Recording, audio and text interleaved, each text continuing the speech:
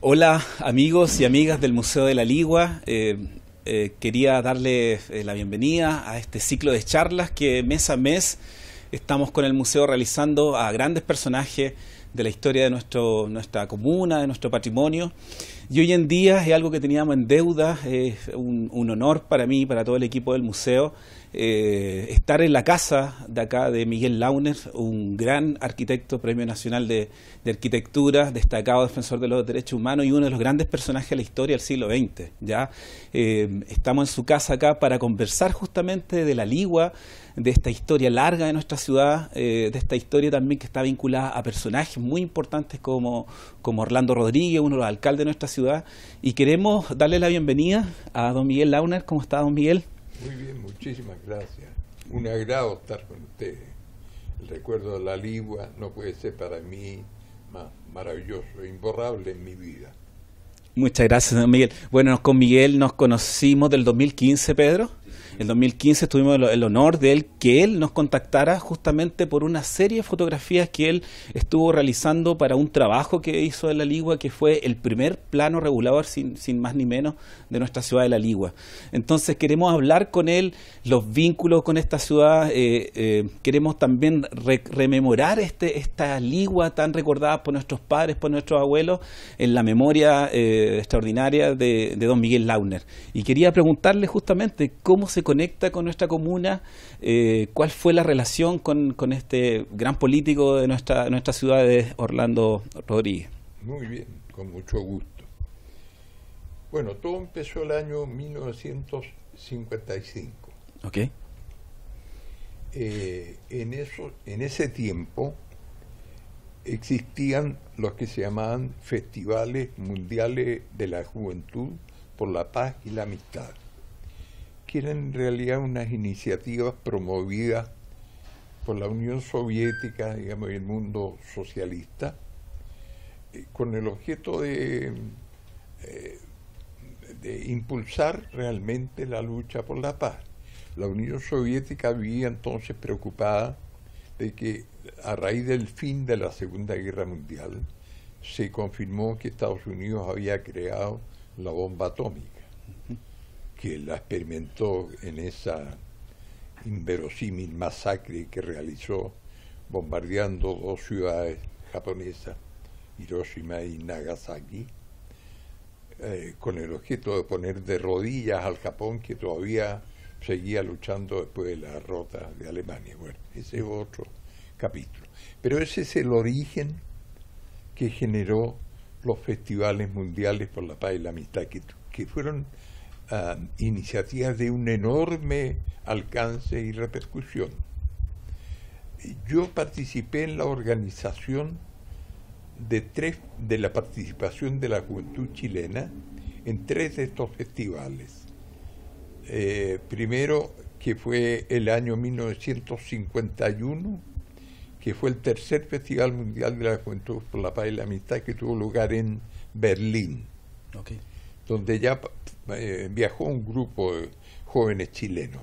Recuerdo, entre otros, José Toá, que fue ministro del presidente Salvador Allende y que fue, como ustedes saben, estuvo con nosotros en la isla Dawson, y después lo trajeron los militares a Santiago y engañaron supuestamente para ir en libertad. La verdad es que lo llevaron al hospital militar y lo torturaron de una forma increíble hasta matarlo.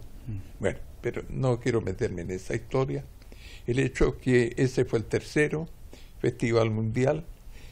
El tercero. El cuarto tuvo lugar el año 53 en Bucarest y el quinto el año 55 en Varsovia, Polonia. Se cumplían en ese momento 10 años del fin de la Segunda Guerra Mundial, que fue el año 45. Y a ese festival, yo, que había participado en la organización de la juventud chilena en todos los anteriores, viajé además a ese festival, junto con mi esposa, Anita. Y ocurre que también viajó a ese festival chilín, Orlando Rodríguez Jimeno, a quien yo no conocía. Lo conocí en Varsovia, cuando llegamos al festival. Y yo sé que él viajó impulsado por Pablo Neruda. Neruda había conocido antes a Chilín, y al igual que Allende, cada vez que por algún motivo tenían que viajar a la Ligua, alojaban en la casa que tenía Chilín en el fondo Illalolén, que él administraba. El fondo era propiedad de los hermanos Jimeno, que era un fondo altamente industrializado. Por ejemplo, se plantaron 5.000 paltos, entre otras actividades que yo recuerdo, y Chilín era el administrador del fondo y vivía allí. Y sé, porque tenía su famoso libro de visita, que normalmente cuando Allende por las campañas presidenciales tenía que llegar a la Ligua, alojaba ahí donde Chilín. Y lo mismo ocurría con Neruda, con el quien contrajo una buena amistad, y Neruda lo impulsó a que viajara al festival. Tremendos personajes. Claro, y fue una fortuna porque fue el motivo por el cual yo lo conocí. Ahora, en el festival mismo, ¿qué ocurrió? La delegación chilena eran 180 jóvenes de todo tipo. Teníamos, por ejemplo, el grupo de teatro Los Tres, que se llamaban entonces los hermanos Digochel, y la María Elena, Laurieta Escames, además de los hermanos Digochel.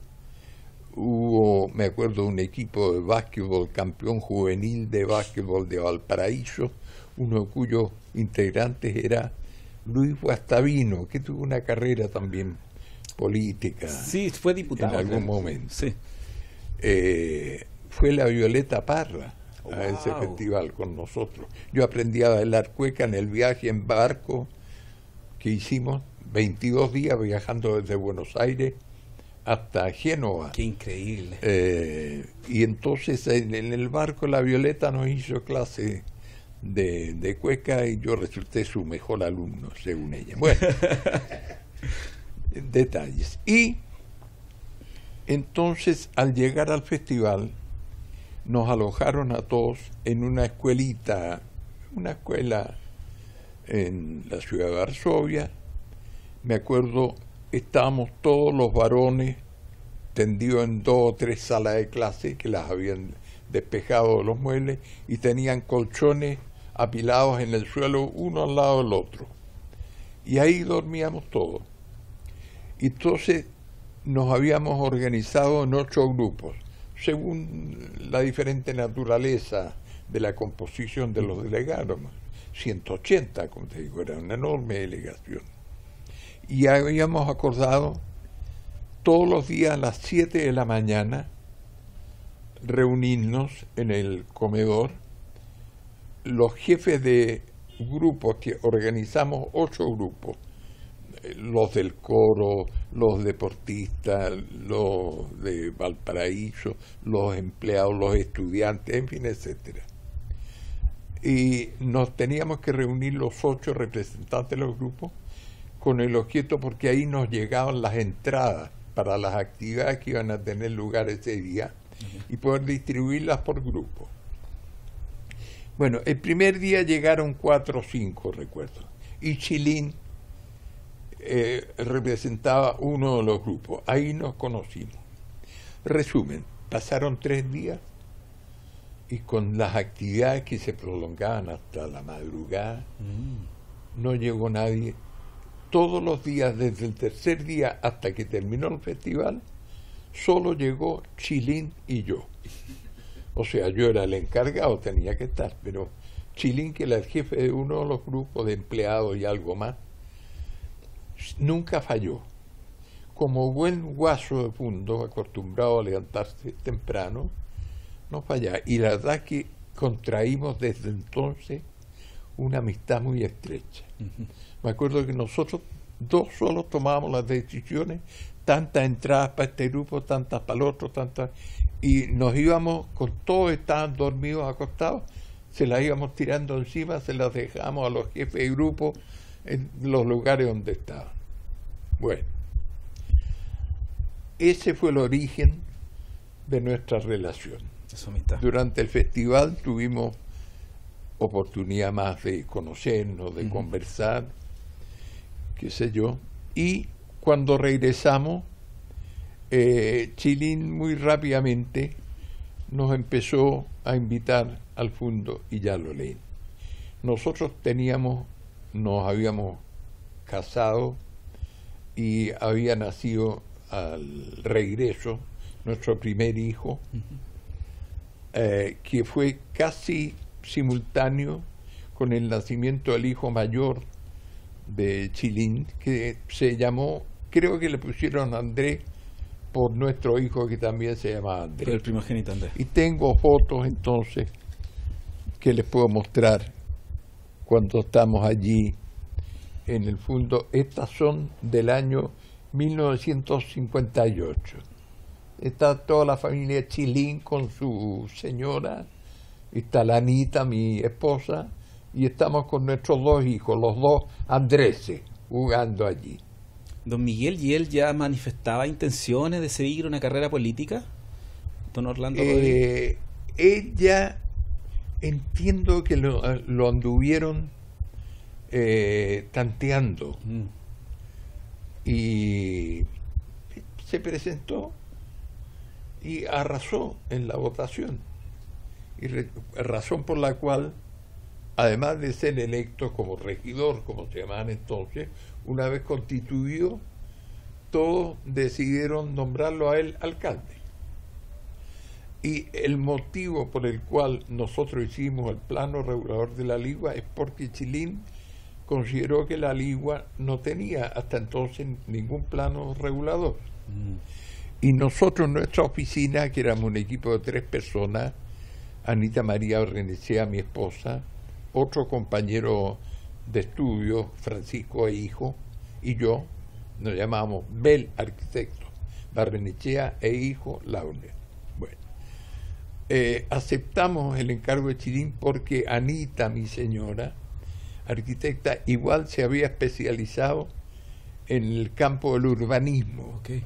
O sea, ella era una persona adecuada para aceptar o para dirigir la realización de un plano regulador. Fue el primer plano regulador que hicimos en nuestra carrera profesional. Y el primero de la Ligua también. Después hicimos otro par en el Quisco y el Tao, en fin. De manera que desde nuestro regreso a Chile, el festival, contrajimos una amistad muy estrecha que se mantuvo a lo largo de toda la vida, yo te diría, hasta el golpe militar con Chilín y con la Lin y sus hijos, a medida que fueron creciendo. Tengo otras fotos ahí familiares. Entonces, ese es el origen por el cual nosotros asumimos la responsabilidad de realizar el primer plano regulador de la Ligua. ¿Y cómo era la Ligua en ese entonces? ¿Cuál fue su primera impresión de los liguanos, de esta pequeña pueblo que se estaba aspirando a ordenarse, a aspirar a una ciudad pequeña? La Ligua era realmente un pueblo pequeño. Tenía 2 grandes capítulos de especialidades, que eran los dulces, la Ligua, que era una actividad, no sé cómo será ahora, pero entonces era una actividad artesanal que se realizaba en cada casa de una de las personas.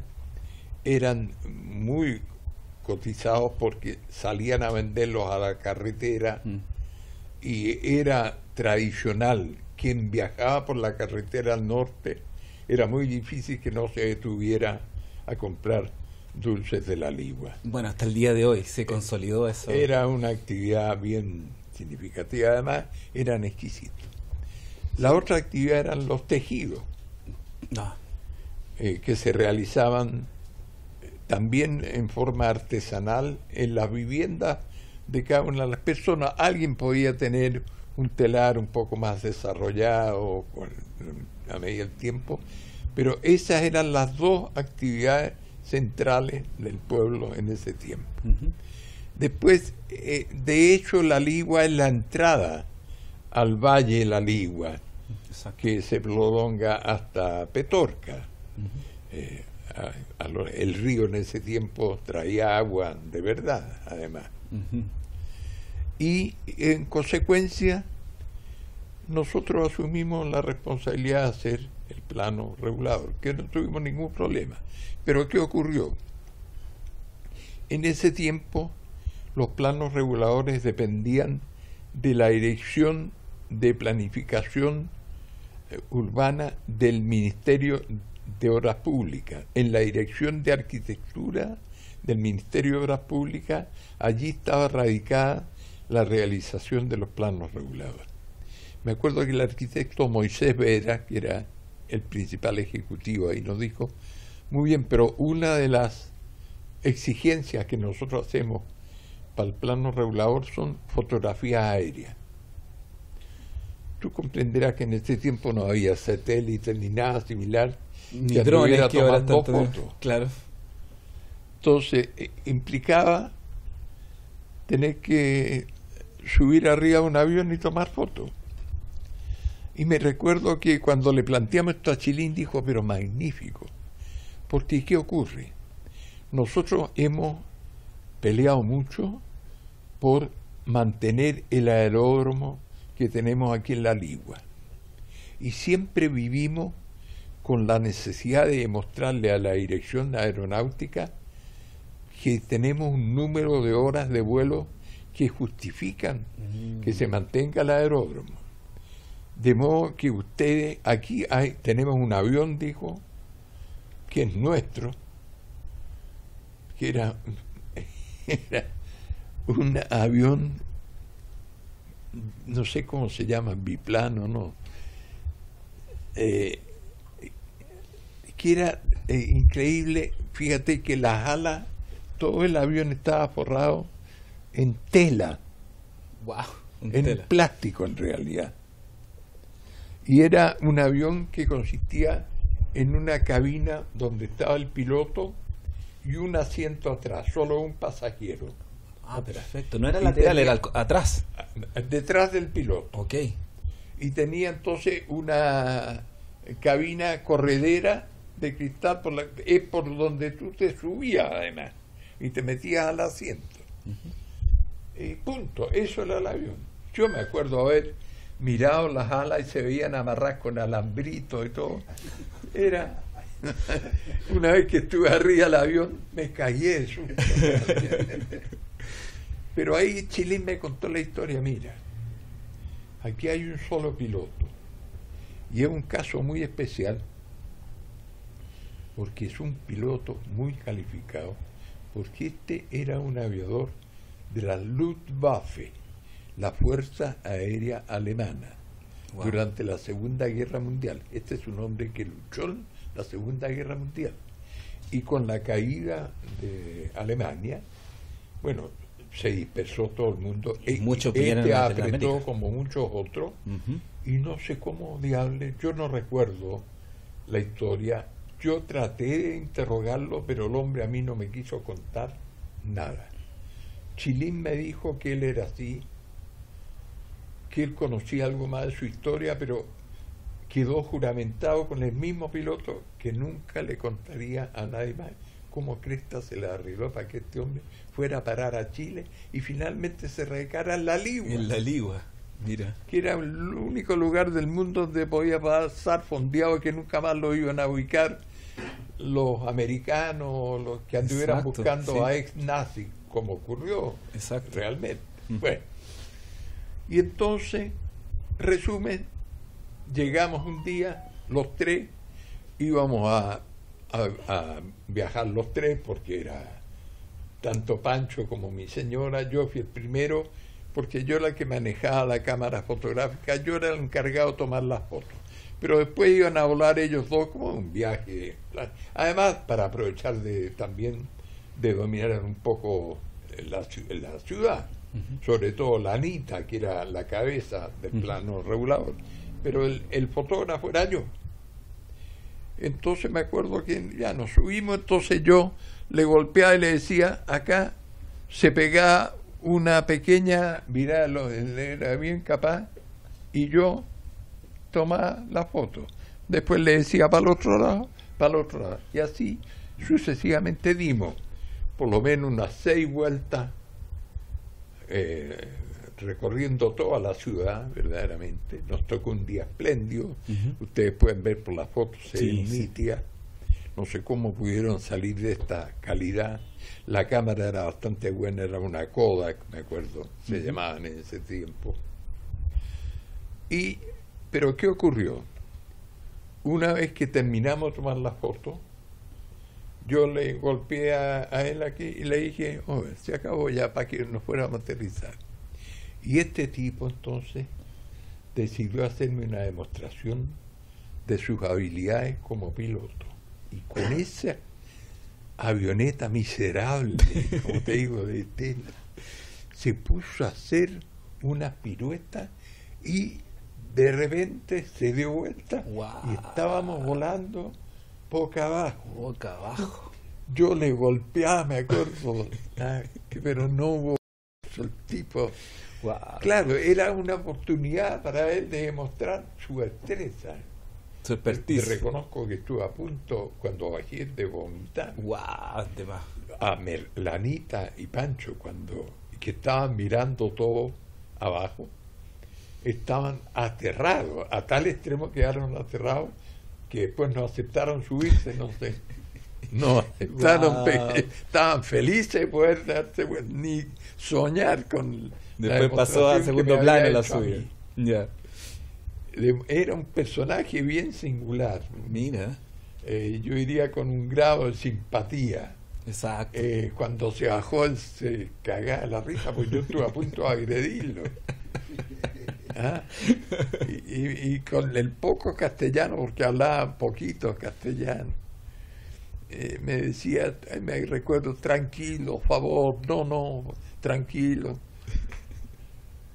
Volar bien, me decía. Ya. Bueno. Tremenda anécdota con este trabajo que le mandaron, entonces. De manera que ese fue el origen de este set fotográfico que nosotros hemos donado al Museo de la Ligua con mucho gusto, que es magnífico porque muestra la ciudad como era en ese tiempo, una ciudad cálida, admirable, tranquila, en general con viviendas de un piso de altura, yo creo que casi todas hechas en adobe, con muy ricos patios interiores llenos de árboles frutales, de otras plantaciones, exquisito, muy fresco todos los interiores. ¿Cuánto tiempo vivió en la Ligua, don Miguel Launer? ¿Cuánto estuvo en la Ligua viviendo con este trabajo que hizo? Nosotros íbamos y veníamos. Ya. En esa ocasión debemos haber alojado donde Chilín, yo creo, unos 3 días. Pero estuvimos yendo con mucha frecuencia porque hicimos encuestas a la población, trabajo, etcétera. Yo creo que durante un año que estuvimos trabajando viajamos al menos una vez al mes. Y en general la Anita y yo, a veces los 3, no teníamos ningún problema, además lo pasamos regio. Teníamos un problema porque para Chilín la visita nuestra era un evento y él era muy amigo de un regidor radical, creo que su nombre era Misael Becker, no sé si Misael. Sí. ¿Misael? Sí. ¿Misael? Sí, don Misael. Que era regidor del Partido Radical, que era el principal colaborador que tenía Chilín en la municipalidad. Entonces esperaban las reuniones en que nosotros dábamos cuenta todo eso, y ellos ya tenían un plan, porque después nos íbamos de hacha al Club Radical. En general se las arreglaban para dejar que la Anita la íbamos a dejar, que se quedaba con la línea, y este era un asunto de varones.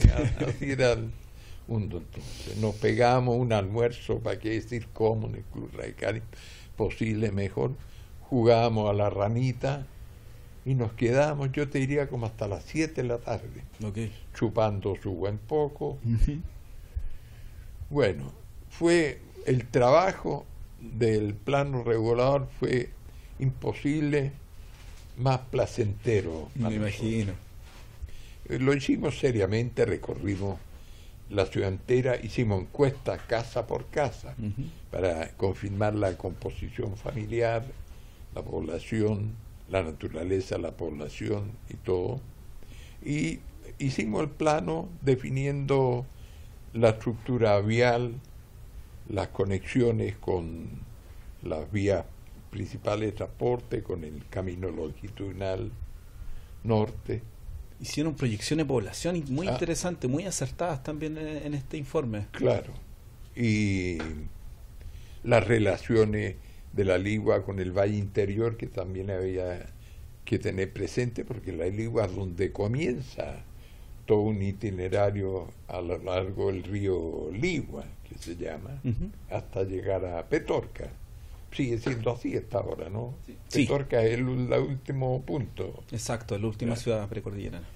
Bueno, de manera que conocimos bastante bien el valle. Después tuvimos, en unas ocasiones íbamos de paseo a Valle Hermoso, que estaba recién comenzando a desarrollarse. No sé cómo está ahora, debe ser una localidad importante. Es una localidad que cada vez está agarrando más importancia, sobre todo ahora porque se han alojado todo el tema textil. Es casi un pueblito artesanal, hoy en día se está destacando con ese tema económico. Bueno, en ese tiempo también, le repito, las dos actividades centrales que tenía la Ligua era la producción de textiles, que eran francamente reconocidos a nivel nacional, y los dulces, que eran los que movilizaban al pueblo. Ambas actividades tenían el carácter de que eran actividades artesanales, realizadas en las propias viviendas de cada una de las personas. Al final, después yo comenzó una industria ya de tejidos, más o menos pequeña, pero en todo ese periodo, toda esta actividad se realizaba artesanalmente, casa por casa.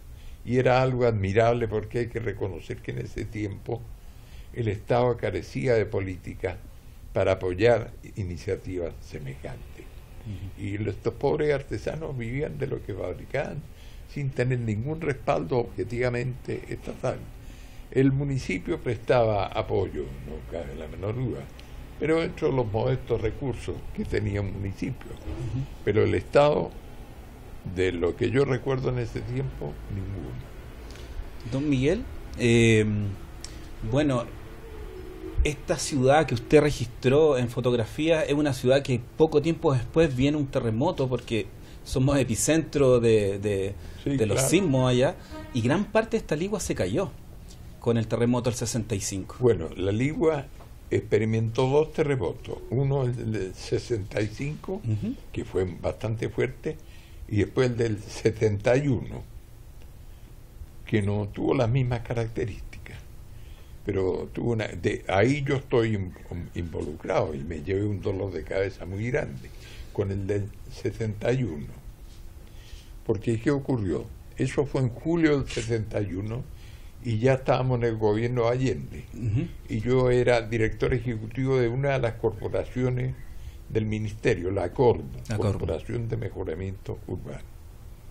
Entonces, el terremoto me acuerdo que fue como a la medianoche, y todos los ejecutivos del Ministerio de la Vivienda recibieron una llamada que venía a la presidencia citándonos a todos nosotros a estar al día siguiente a las 8 de la mañana en la Intendencia de Valparaíso. En ese tiempo, lo que hoy día es el edificio del cual se apropió la Armada, que está en la plaza Sotomayor. ¿Que estaba Correos de Chile antes? ¿Ah? ¿Que estaba Correos de Chile antes?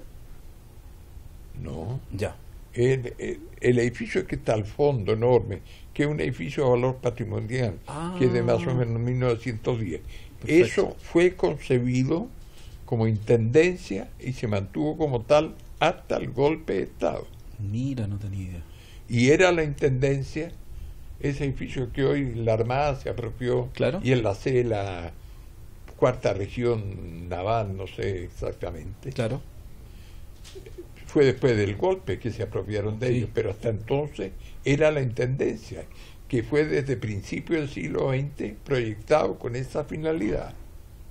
Y allí nos reunimos al día siguiente del terremoto en julio del 71, dirigido por el propio Salvador Allende. Me acuerdo que temblaba a cada instante. Estábamos en el salón central enorme, precioso, que tenía un cielo con aplicaciones en yeso, y con cada temblorcito se prendía el polvillo caía del yeso o trocitos de yeso. Wow. Me acuerdo, el presidente miraba a cada rato. Estábamos preocupados de ese episodio. Imagínate, se le ocurre llamar. El terremoto fue a la medianoche. 8 horas después ya estábamos reunidos ahí. Naturalmente había réplicas más de, digamos, la reunión que había durado 2 horas, no menos de unas 8 réplicas. Wow. Y todos mirábamos ahí, qué sé yo. Bueno. Y ahí el presidente no tuvo, no sé si peor o mejor idea, que designarme a mí, yo me quedara ahí un mes, en calidad de ministro, a cargo de la reconstrucción. Ahí tuve un episodio pintoresco, que es bueno relatarlo, para mostrar la brutalidad de los marinos. Ocurre que el jefe de plaza, para ese momento, era José Toribio Medina, el famoso, uno de los 4 miembros de la Junta de Gobierno, militar después del golpe. Bueno.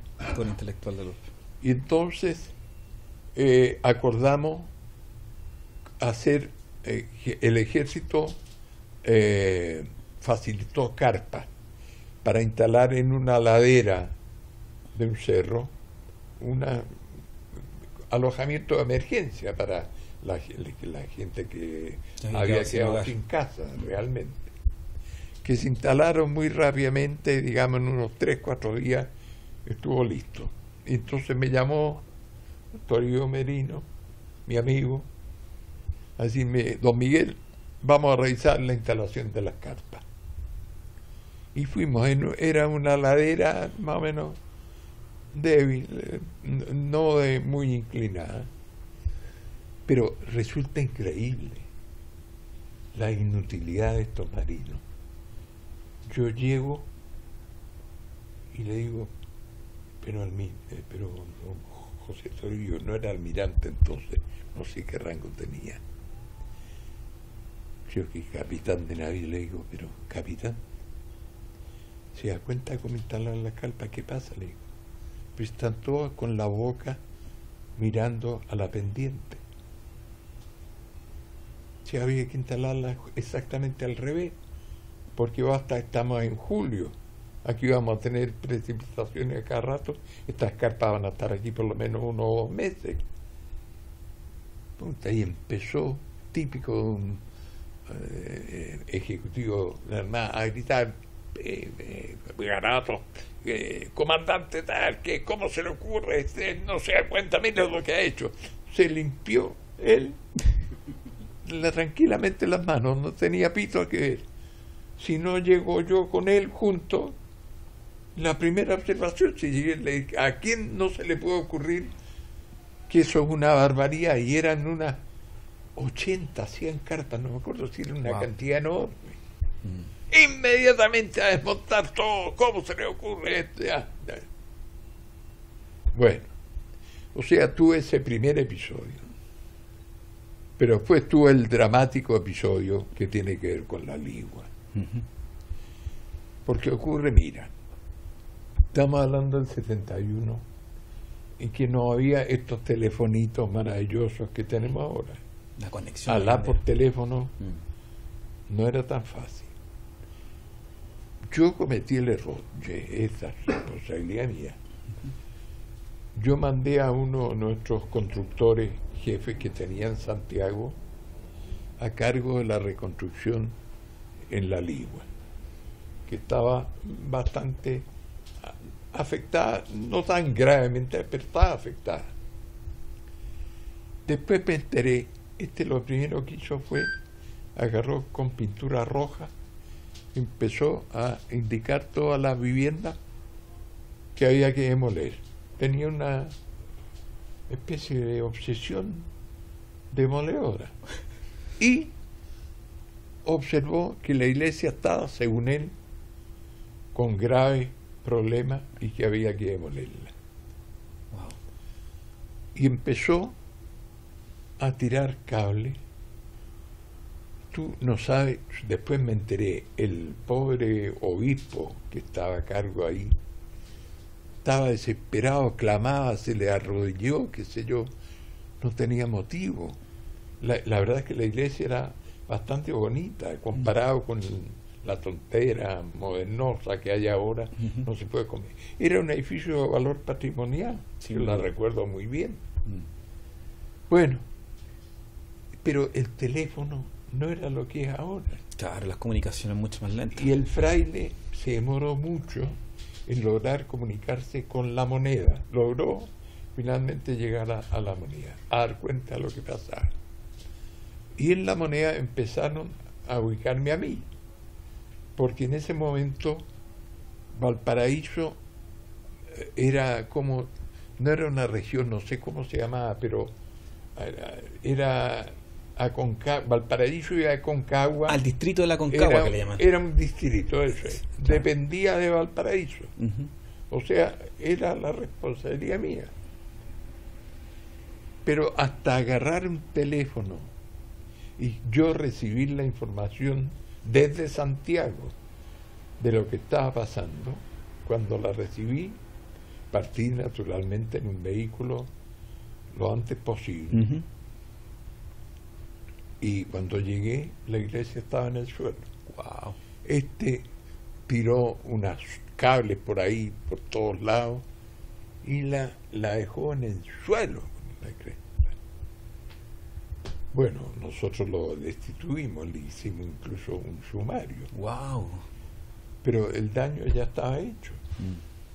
Y yo la había, como tú sabes, yo, por todo lo que te he contado, mi relación con la Ligua desde el año 56, sabía perfectamente los méritos que tenía ese edificio. Por supuesto. Y habría hecho cualquier cosa, el daño que hubiera hecho, por restituirla. Sin toda la Ligua no había ningún otro edificio de algún valor patrimonial que no fuera la iglesia. Exacto. Y este estúpido la demolió, la dejó en el suelo.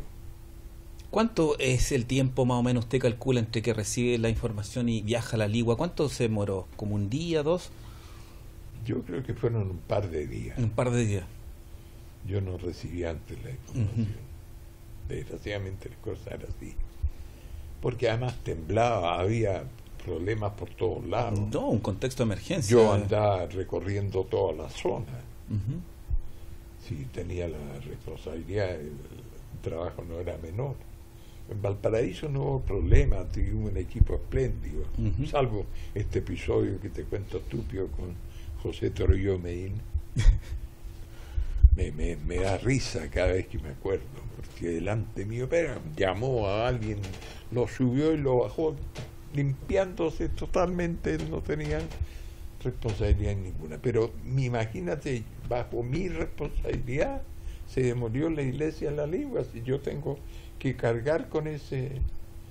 el presidente me pidió un informe, yo entregué un informe que debe estar en alguna parte, si es que existe todavía, en el Ministerio de la Vivienda. ¿Un informe por este episodio? Sí, por este episodio. Wow. Tuve que informar, por supuesto. Sí, la estuve viendo jodida, casi me llega a mí también el pencazo. Y mucha gente sin ser entendida también opinaba lo mismo, que ¿Cómo? era mucha gente de la Ligua sin ser entendida en arquitectura también opinó lo mismo, que era una iglesia que no había quedado tan mal, y hay una secuencia fotográfica que tenemos. La flecha arriba se desaplomó y hubo unas grietas abajo más o menos serias, por lo que me informaron otras personas después. Pero de ninguna manera, demolerla, de ninguna manera. Eso es responsabilidad nuestra. Francamente, inaceptable, una vergüenza. sobre todo en el caso mío, con la relación que ya tenía con la Ligua por mi amistad con Chilín. Y yo seguí viajando a la Ligua hasta el golpe de Estado, con cierta frecuencia. Sí, contrajimos una amistad muy bonita. Tú ves la foto, soy padrino del hijo mayor de Chilín, Andrés, cuando lo bautizó ahí en la iglesia anglicana de Valparaíso. ¿Y qué supo de Orlando Rodríguez después? ¿Siguió en la carrera política? ¿Se retiró? ¿Cómo fue su último...? Chilín no quiso... repostularse. No quiso saber más después. O sea, a él le dolió muchísimo la toma del fondo. La reforma agraria. Y ya lo leen, que fue francamente bien injusta. No quiero mencionar nombres.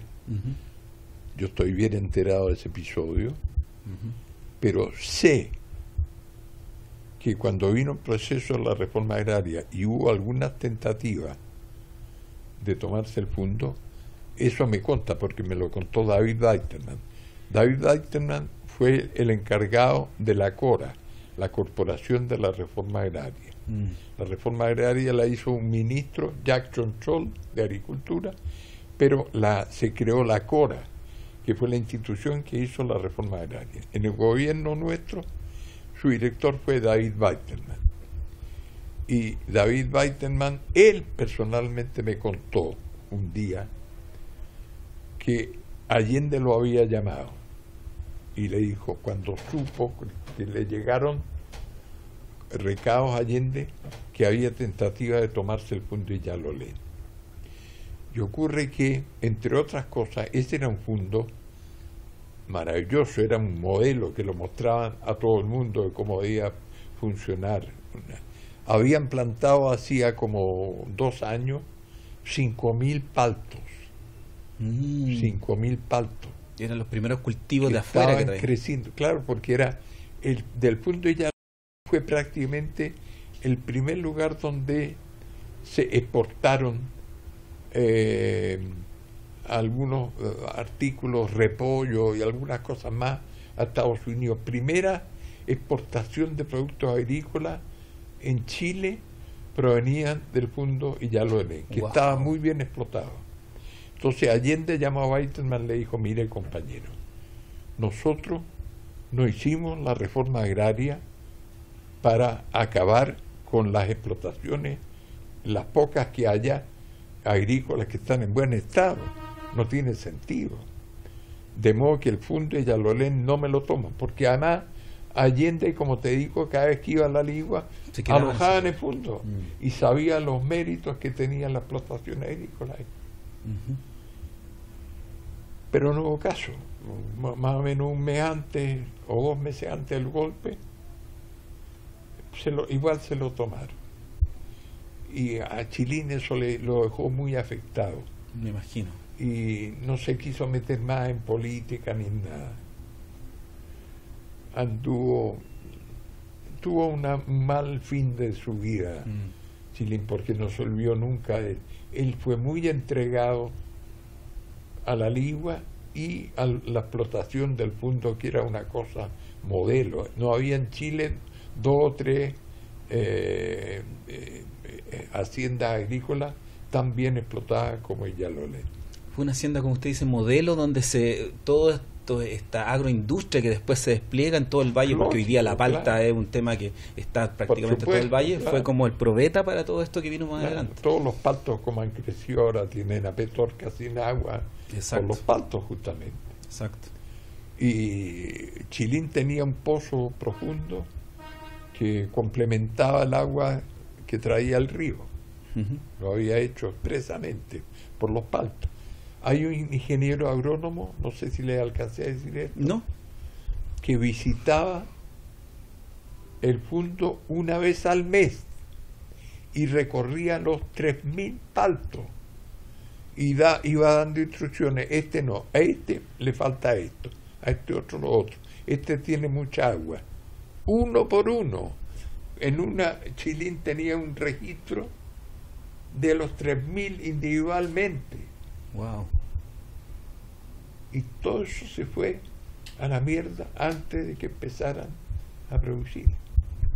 Salvo el sector que quedó con que era el mayordomo del fondo, que fue el que después le concedió un espacio estilín para que se hiciera la casita prefabricada esa. Él fue el único que conservó una parte de explotación de pasto, de lo que yo conocí, porque yo a mi regreso fui allá, a mi regreso del exilio. Yo, tú sabes, caí preso después del golpe, estuve 2 años preso, y después 8 años en el exilio, volví al 84, y el mismo año 84, el 85, ya había ido a la Ligua, invitado por Chilín, a la casita prefabricada que se había hecho ahí, con su mayordomo. Y daba pena. Claro, haber visto esta grandilocuencia de este después lugar. De haber tenido una hacienda ejemplar. Esto, los 50 años han sido, en Chile, a mi juicio, lamentable. O sea, cuando se cumplieron 30 años, por ejemplo, nosotros organizamos los expresos políticos que habíamos estado en Dawson, prisioneros de guerra. Nosotros no fuimos presos políticos, fuimos prisioneros de guerra. Peleamos por visitar la isla. Estaba la Michelle Bachelet, ministra de Defensa del gobierno de Ricardo Lagos. Y gracias a eso logramos autorización y viajó un grupo importante, unos 30 de Santiago y no menos de unos 200 de Punta Arenas, los expresos políticos que estuvieron de Punta Arenas, que fueron mucho más numerosos que Santiago. Fue admirable. Y en general, en todo Chile, no surgió una voz que pudiera poner en duda lo que había ocurrido en Chile, la magnitud de la tragedia, lo que significó la dictadura. Don Miguel, disculpe. Se cumplieron los 40 años, no fue lo mismo, pero igual. Ahora es algo inconcebible. ¿Qué opina usted por lo mismo de todo esto que ha pasado, que prácticamente hay una ola de negacionismo en torno a estos 50 años? Claro, por supuesto. Ahora, te quiero decir, es un fenómeno de carácter mundial. En muchos países europeos han asumido gobiernos de corte fascista que también pretenden negar lo que ocurrió. Son países que fueron arrasados por los nazis. Polonia, Hungría, Checoslovaquia, fueron confinados decenas de miles de personas en campos de concentración, asesinados. Son cuadros peores de lo que ocurrió en Chile, y sin embargo han elegido gobiernos de corte neofascista. Igual como ocurre aquí, se comienza a relativizar toda esta tragedia inconcebible. Sí, no. La palabra genocidio nació justamente a raíz de la tragedia de lo que ocurrió en la Segunda Guerra Mundial. Exacto. No existía antes. Se crearon las Naciones Unidas el año 45 y el año 48 se aprobó la Declaración Universal de los Derechos Humanos, que es un texto admirable, con la convicción de que nunca más en la humanidad podrían ocurrir situaciones como las que se vivieron en la Segunda Guerra Mundial. La palabra genocidio surgió como una forma de describir la barbaridad de lo que allí ocurrió. Pero y sin embargo, mira lo que pasa hoy día también a nivel mundial. ¿Para qué decir lo que acaba de ocurrir aquí al otro lado de la cordillera? Argentina. Y entonces igual se relativiza. Piensa que en el texto que se acaba de aprobar de propuesta para la nueva Constitución viene un artículo que permite liberar a los presos de Punta Peuco por razones de humanidad, en circunstancias que el crimen de genocidio establece claramente que es a perpetuidad. Bueno, por lo tanto, nosotros tenemos que admitir que también estamos viviendo un cuadro que se extiende por toda la humanidad, a mi juicio generado porque digamos el sistema neoliberal, del cual Chile fue su verdadero conejillo de India.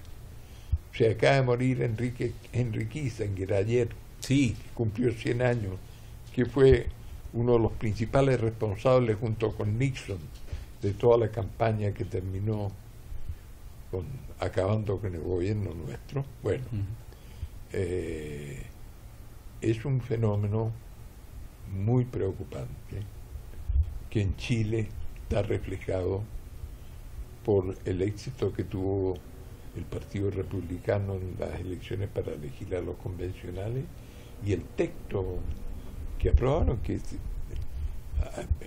es inconcebible porque es francamente peor que el texto actual emitido por la dictadura.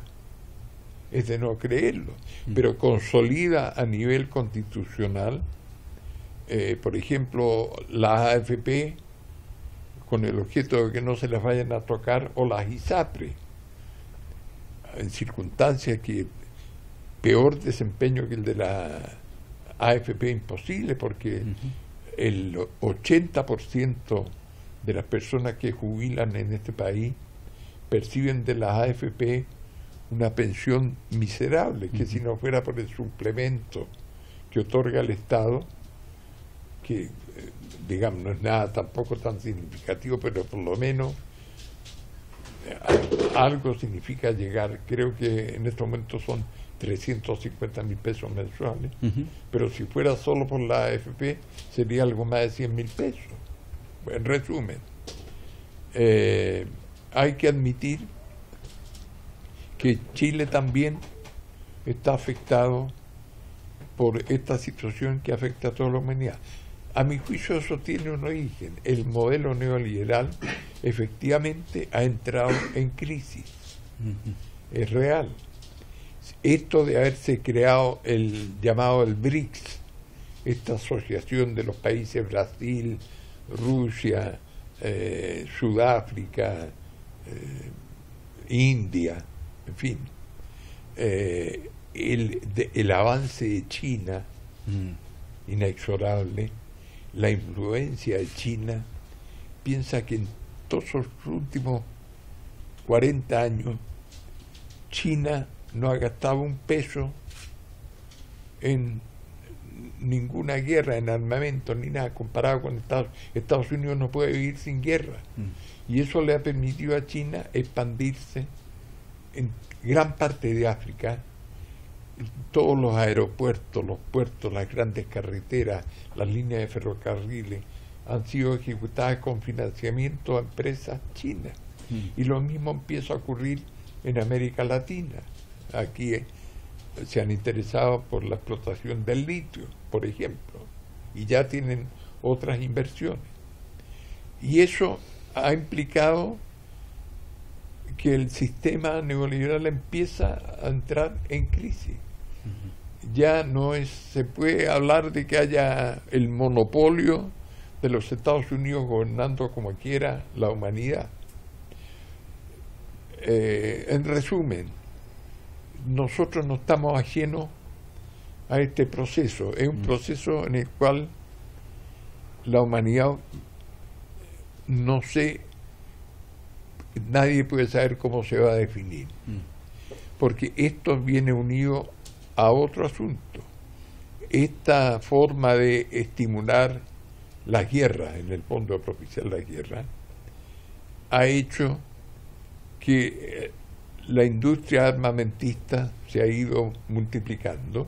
Todos los esfuerzos de las organizaciones con preocupación ambiental por cambiar las cosas, por definir cuotas máximas que cada país tiene que tener de emisiones contaminantes, se han ido las pailas, no se pueden cumplir porque las guerras impiden, los recursos no se destinan a la preocupación ambiental, sino al armamentismo. Exacto. Por darte un ejemplo, Alemania cofinanció junto con Rusia un gasoducto subterráneo llamado el Nord Stream 2 por el mar Mediterráneo, que permitía a Alemania haberse abastecido de gas licuado de Rusia a precio bajísimo y sustituir todas sus centrales térmicas, que ya lo estaba haciendo. Una reconversión con energía. Pero comenzó el conflicto de Ucrania y Estados Unidos bombardeó este Nord Stream 2 antes de su inauguración, lo inutilizó. Alemania no ha hecho nada y se ha vuelto a tener que reabrir las centrales térmicas que estaban a punto de terminarse. Por lo tanto, la humanidad vive yo diría un proceso de definiciones que yo espero que se defina en el buen sentido, porque si no, nos vamos a la mierda, sin lugar a dudas. Claro, es un sistema de vida que ya no es sostenible. Claro. Nuestro gran desafío hoy en día es justamente el calentamiento global, los temas medioambientales. Claro. Tú ves el clima este año el planeta se produjo ya el cambio cualitativo. Ya nosotros lo vamos a experimentar en este verano. Las temperaturas que han habido, las tormentas, las inundaciones feroces, las precipitaciones terribles, son hoy día, todos los días aparecen en la prensa países en Europa que están afectados por situaciones como nunca. Brasil ha tenido temperaturas cercanas a los 50 grados Celsius. Hay gente que ha perecido por eso. Exacto. Y lo más terrible es el negacionismo también de este proceso de cambio climático, de toda esta ola que usted dice, de este cambio político que está surgiendo. La Organización Mundial que vela por el ambiente declaró que ya no podemos hablar de calentamiento global, hay que hablar de una ebullición global. Don Miguel, usted entonces el pronóstico en este momento no puede ser más pesimista. ¿Para qué decir lo que acaba de pasar al lado en Argentina? Con este loco que ganó las elecciones, que amenaza con acabar con todas las empresas estatales, o sea, lo mismo que hizo la dictadura, con la única diferencia que la dictadura lo pudo hacer con el nivel de represión que realizó, con la masacre que hizo. Va a acabar con todo el régimen democrático en Argentina para poder imponer, va a estatizar todas las empresas, todas las empresas estatales las va a privatizar.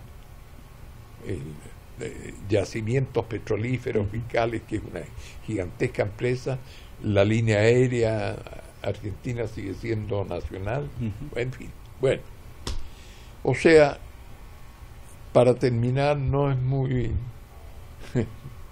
positivo el futuro que nos espera, según mi opinión. Ahora, don Miguel, ¿será la respuesta? Porque usted es un líder dentro de la defensa de los derechos humanos, ha participado en grandes documentales con Patricio Guzmán, La nostalgia de la luz, El botón de nácar.